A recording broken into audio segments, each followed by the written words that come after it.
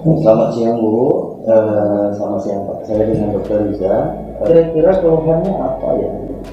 Ini dok, dia udah rewel sekarang dok, nangis saja dok, musuh terus kan dok, kan kayak ASI dok. ASI banyak ASI ya? saya banyak dok, tapi kayaknya nggak cukup, kayak lapar udah dok. Apa bisa saya kasih makan ya dok?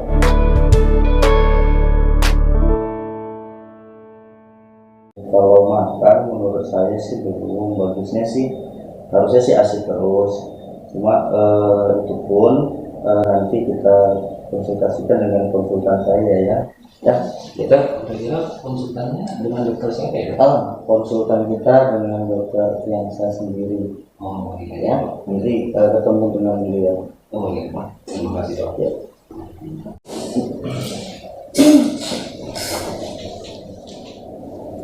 Ada apa nih Jam? Pak izin dokter, ini ada pasien baru. Ya silakan duduk Pak Bu. Mau konsultasi dokter, Oke, saya lihat dulu ya. Ini nama ibunya siapa? Dewi dok, Dewi. Pokoknya Ini dok. Dedi. Umur ibunya berapa? 24 dok. Apa? 26. Ini si siapa namanya ya? Namanya Sheila dok. Sheila. Umurnya tadi berapa? 5. Di sini memang 5 bulan, betul ya? 5 bulan ya. 5 bulan. Ibu Dewi tinggalnya bertiga saya? Enggak dok, saya tinggal sama mertua dok. Oh iya, selain mertua ada lagi? Ada kakak ipar tuh. Jadi tadi keluhannya apa dok?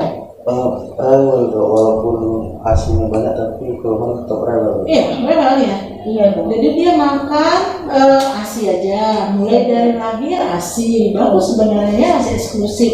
Terus saya lihat tadi ditimbang ini berat badannya 6,5, 6,5 kilo itu berarti ini 6 kilo, ini 7 kilo, berarti dia di sekitar sini mencapai ke 0. Jadi ini udah ke median, jadi cukup bagus ya pertumbuhannya. Masih normal ya, masih bagus. Cuman kalau boleh saya tahu sebelum ini 4 bulanan itu berapa?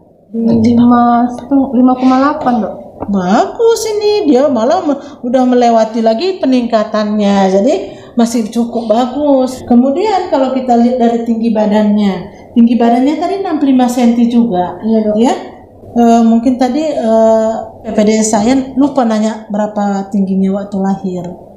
Lahir 48 dok. 48 ya, seperti di sini ya, 48. Ini udah melewati dari ininya. Malah dia di atas 0. Jadi tingginya cukup bagus. Berarti ASI-nya itu memang masih cukup untuk si adik. Di samping itu kita lihat lagi status gizinya ya, berat badan menurut tinggi badannya. Ini dia di -1. Kalau -1 ini berarti ini juga gizinya gizi baik. Jadi kalaupun dia rewel, mungkin anak rewel itu bukan karena lapar, mungkin dia perlu digendong, perlu dibelai, perlu dikasih sayang. Status gizi bagus, pertumbuhan bagus, tinggi badan masih bagus, nggak ada masalah dengan ASI. Masih bagus berarti ya dok. Masih Iya. bagus. Iya, istri saya nih dok, sibuk aja, dibilangnya anak saya kurang gizi lah, yang badannya pendek lah dokter. Enggak, ini tingginya cukup bagus, ini malah melebihi median ya. Bagus, Jadi nggak usah sanksi, jangan karena ibunya pendek dibilang anaknya nanti pendek enggak. Karena kalau kita kasih protein cukup, anak kita tidak akan pendek. Iya dok, kadang-kadang ada yang bilang lagi kalau bapaknya kurus, anaknya juga kurus dok. Kan nggak ada yang kayak gitu kan dok. Enggak benar, ya itu hanya mitos saja, tergantung pada pemberian kita. Jadi tadi saya bilang bahwa saran saya jangan berikan makanan pendamping ASI dulu, lanjutkan ASI sampai 6 bulan. Jadi dok, tanda-tanda anak siap untuk makan itu apa aja ya dok? Tanda-tanda anak siap makan, kepalanya sudah tegak. Ini si Sheila udah tegak memang kepala ya, udah ya. Kemudian refleks yang menjulur-julurkan lidah itu menghilang. Kan kadang masuk keluar. Oh, kayak medan-medan gitu ya dok? Iya, itu udah mulai menghilang. Kemudian dia kalaupun dapat ASI banyak, dia kalau kita lihatnya makan mencak-mencak lah, kayak rasa laparnya itu muncul. Tapi nggak pengen makan ya dok, dia kayak pengen minta gitu dok. Dok. Iya, kayak melet-melet gitu dok. Bukan, itu kan memang ada tanda-tandanya, memang udah ada sama si Sela. Cuman karena tadi kita lihat di grafiknya, berat badannya, pertumbuhan masih oke, tinggi badannya malah melebihi tinggi gitu ya, status gizinya masih baik, karena ASI adalah yang terbaik dan ASI eksklusif itu 6 bulan, maka kita teruskan dulu ASI eksklusifnya sampai 6 bulan. Nanti 6 bulan mulai tek, baru kita kasihkan makanan pendamping ASI. Syarat pemberian makanan pendamping ASI itu ada 4. Tepat waktu, kemudian adekuat, kemudian aman, dan diberikan secara responsif feeding. Mungkin belum jelas ya. Jadi kalau tepat waktu itu, makanan pendamping ASI diberikan ketika ASI tidak bisa mencukupi pertumbuhannya. Jadi di saatnya dia udah mendatar seperti ini tadi ya kan. Tadi kan dapatnya 5,8. Terus mendatar dia ini, atau dia nggak mengikuti pertumbuhannya lagi. Di situ saatnya kita berikan makanan pendamping ASI. Tapi dok, dia orangnya ada dok, kayaknya nggak cukup lagi ASInya dok. Kalau saya lihat dari pertumbuhannya nggak mungkin nggak cukup ya. Nah, makanya tadi saya katakan dia mungkin perlu belayan, perlu kasih sayang. Saya potong nih dokter. Iya dok, kayaknya dulu sama istri saya dok. Kadang-kadang sambil nyusu dia sambil main metros dok. Dia mungkin ya kan kurang perhatian kepada anak, karena kita memberi ASI itu fokus. Otak kita juga harus, oh iya untuk pertumbuhan anakku, kemudian harus aku berikan ASIku yang terbaik untuk dia. Jadi ASI eksklusif dikatakan 6 bulan. Boleh 6 bulan, saya lanjutkan sampai 6 bulan. Dan jangan lagi ada rasa cemas, rasa was-was, lagi produk ASInya masih banyak, anaknya pun tenang. Medsosnya kurangi dulu, nanti kalau anaknya tidur baru boleh mungkin main medsos lagi. Dok, mertua saya juga bilang dok, dulu anaknya ngomong 4 bulan dikasih makan dok. Iya betul, dulu 4 bulan memang dikasih makan, karena katanya dulu 4 bulan boleh dulu kita ya, 4 bulan ASI eksklusif itu hanya 4 bulan. Tapi setelah dilakukan penelitian, sehingga ASI eksklusif itu cukup sampai pertumbuhan dan perkembangan bayi sampai 6 bulan. Makanya kita tunda sampai 6 bulan. Tapi seandainya tanda petik pertumbuhan CD ini udah turun ke bawah, 4 bulan harus kita berikan makanan pendamping ASI atau kita tambahkan dengan susu formula. Iya dok, gimana kan dok, namanya orang tua kan dok. Iya. Dibilangnya juga sama saya dok, gimana ya kamu 4 bulan kemarin itu dikasih makan sampai sekarang masih hidup kok. Kemudian tadi kan udah tepat waktu 6 bulan. Setelah itu kita berikan adekuat. Adekuat itu cukuplah di sana semua zat nutrisi untuk dibutuhkan. Apa saja? Karbohidrat, protein, lemak, vitamin, mineral. Kalau serat hanya diperkenalkan pada saat kita memberikan makanan pendamping ASI. Itu yang kedua. Jadi adekuat itu kualitas dan kuantitas. Yang saya sebutkan tadi adalah kualitasnya, sedangkan kuantitas jumlah. Pertama kita memberikan makan, jangan kasih 1 mangkok, kelenger anaknya, ya. Karena dia masih mengenal, tadi kan ASI masih banyak, ASInya masih lebih banyak daripada makanan pendampingnya. Jadi sedikit aja dulu, namanya pengenalan, mungkin 1/4 mangkok atau 5 sendok, sudah kenyang dia sudah. Makanya yang keempat tadi ada responsive feeding, itu artinya kenali kapan anak lapar, kapan dia kenyang. Kalau dia lapar, dia akan kita bawa makanan, dia akan gembira, ketawa gitu ya. Tapi kalau dia misalnya kenyang, dia akan tutup mulut, malingkan wajah, malingkan muka, nutup mulut, seperti itu. Jadi jangan dipaksa, kalau dipaksa membuat dia akan trauma. Kan gitu, itu responsif feeding. Kemudian yang ketiga belum ya, aman. Kadang-kadang kita buat makanannya yang kita beri di luar-luar itu loh, yang kita nggak tahu berapa hari, kan sekarang banyak makanan yang sudah siap saji. Kita nggak tahu kalorinya berapa, bahannya apa saja kita nggak tahu. Yang aman itu kita buat sendiri, mungkin dari makanan yang sehat, kemudian kita masaknya juga benar, kemudian ada yang mentah kita potong-potong di tempat yang mentah. Kalau yang daging bisa kita potong-potong di tempat daging, jangan dicampur baur. Baru kita cuci, pasanglah cuci dengan air bersih, kemudian kita masak dengan baik. Setelah dimasak, kita bagi, misalnya kan makan anak kita 3 kali nih atau 2 kali, yang kita masak tadi bagi 2, masukkan ke tempat, mungkin 1 kita makan, 1 kulkas. Nggak usah di freezer ya, di kulkas biasa. Nanti setelah itu mau makan dia kita hangatkan, kasih lagi. Besok kita masak lagi. Mungkin seperti itu. Aman sama dia, aman sama kita. Iya dok, kadang-kadang saya heran ya istri saya ini dok. Kadang-kadang dikasihnya gitu dok, ditaruhnya di tangan anaknya sampai begini kayak gitu. Memang kan dia udah megang-megang. Iya dok. Tapi janganlah yang dikasih. Jadi pinjerkut itu kalau anak masih 5 bulan belum pinjerkut yang kita kasih. Ada mainan yang seperti karet-karet itu loh. Yang kadang kan dia memang oral motor kan. Iya. Semua masuk tangannya pun kalau bisa masuk ke dalam kan. Kita bilang dia haus juga padahal dia untuk memuaskan oralnya. Jadi kasih aja yang seperti karet-karet mainan itu dia bisa gigit gitu.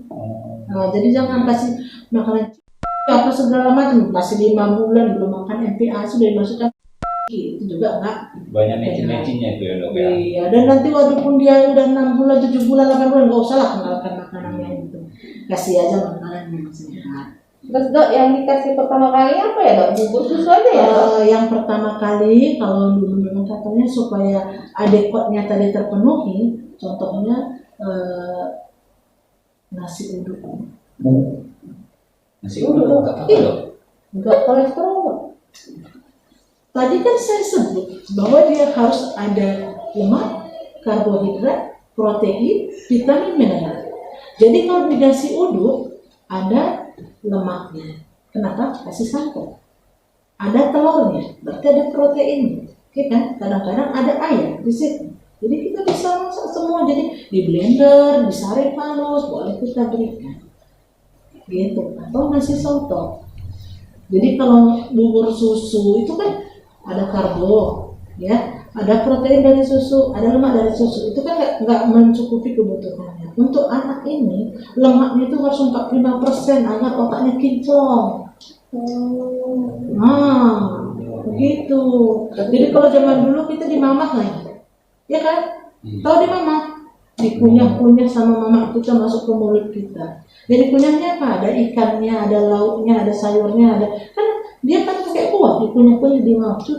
Sebenarnya itu bagus dulu, cuman jorok dihancurkan ya karena mulut kita ini belum tentu steril, ya. Jadi anak kita bisa terkena penyakit nanti. Saya baca-baca tengok-tengok di medsos itu kan dok, pura-pura itu gimana dok? Apa itu? Yang dari buah itu dok, pura buah itu dok. Pura buah. Itu kan katanya pura buah saja tidak akan mencukupi kebutuhan anak. Kenapa? Misalnya pisang 100 gram satu buah, itu proteinnya hanya sekitar 1, sekian. Ya kan nggak mencukupi untuk kebutuhan anak ibu. Anak ibu beratnya 6,5. Untuk mencegah supaya jangan pendek, kita harus protein energi rasionya 10% minimal dari kebutuhan kalorinya. Kalau 6,5 kira-kira 65 kalori. Kita bagi lagi ada 10 gram protein, kasih pura buah kan cukupi. Makanya harus didapatkan dari protein hewani terutama. Jadi jangan kasihkan protein nabati karena protein hewani kan lebih gampang diserap, gitu ya. Itu apa aja dok protein hewani? Protein hewani misalnya ayam, hati ayam, daging, terus ikan, udang, di situ juga ada proteinnya. Jadi semua yang makhluk hidup, ikan lele, ikan gabus, ikan gurami, semua adalah protein hewani. Yang nabati itu tahu, tempe, kacang-kacangan. Telur boleh dok? Telur boleh. Cuman di telur itu kalau proteinnya adalah hewani, tapi kalau zat besinya dia masuk di non-hem. Jadi kalau ada zat besi yang mengandung hem itu di hewani. Gitu. Kalau untuk buahnya dokter yang bagus apa ya dokter? Buah untuk pengenalan awal biasanya kita kasih pisang. Pisang, karena itu adalah suatu pisang yang hipoalergenik. Gitu. Nah, jadi nanti kalau setelah itu bagus ya kan, boleh kasih apa lagi? Misalnya pepaya. Setelah itu boleh apa lagi? Tomat. Kalau tomat di steam baru disaring.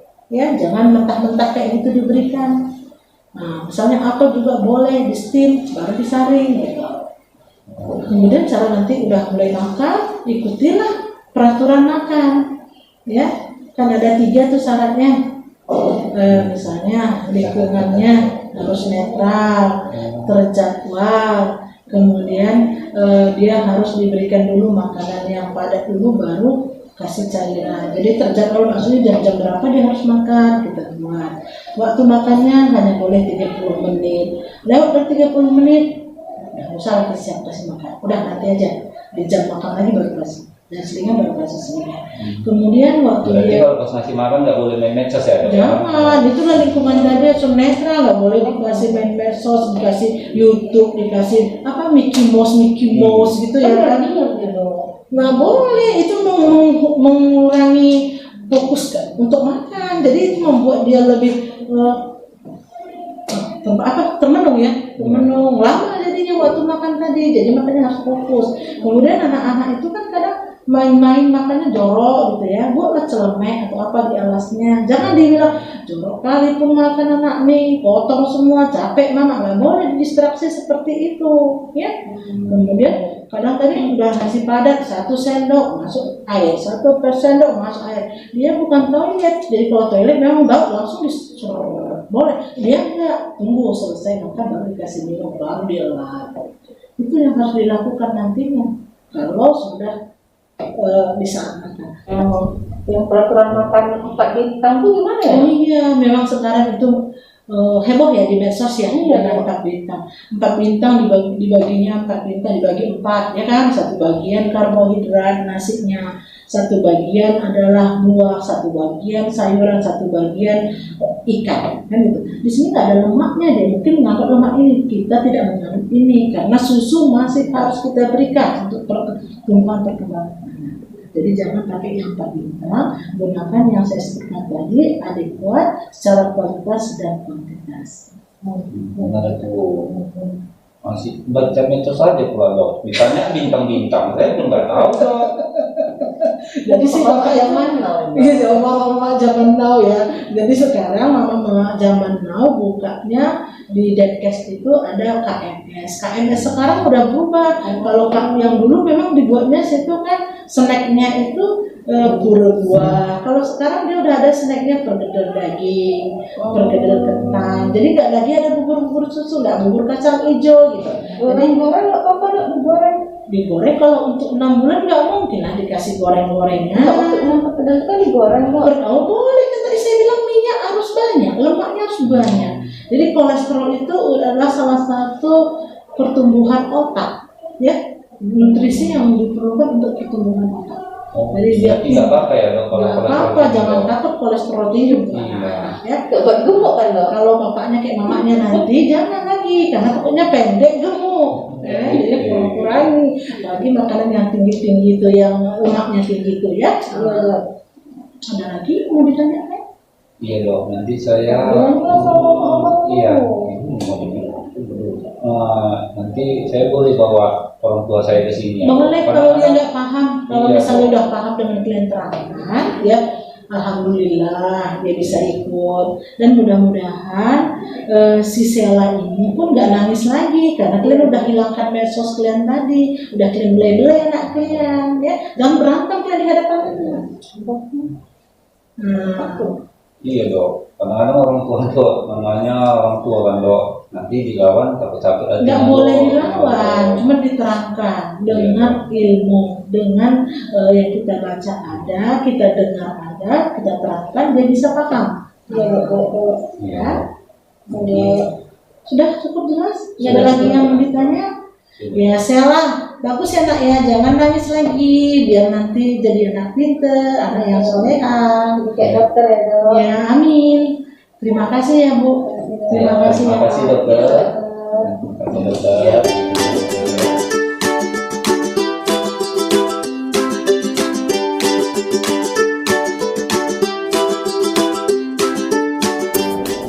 Jadi kan Bu, waktu saat pemberian MPASI itu harus kita ingat dengan 4 strategi, yaitu tepat waktu, adekuat, aman, dan ikuti responsive feeding. Di mana responsive feeding itu harus tahu tanda lapar dan tanda kenyang.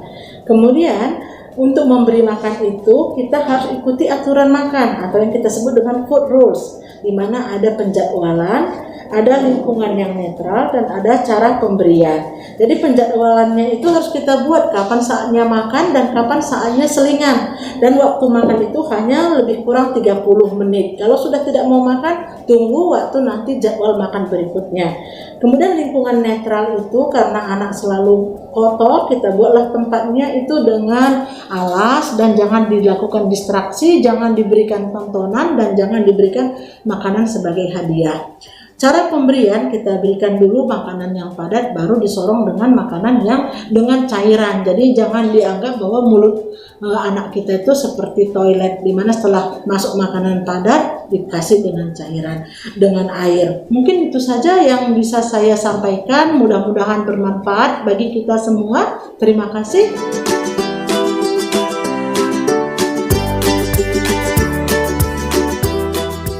Dok, maaf dok, Ada apa? boleh diskon dok untuk konsultasinya dok?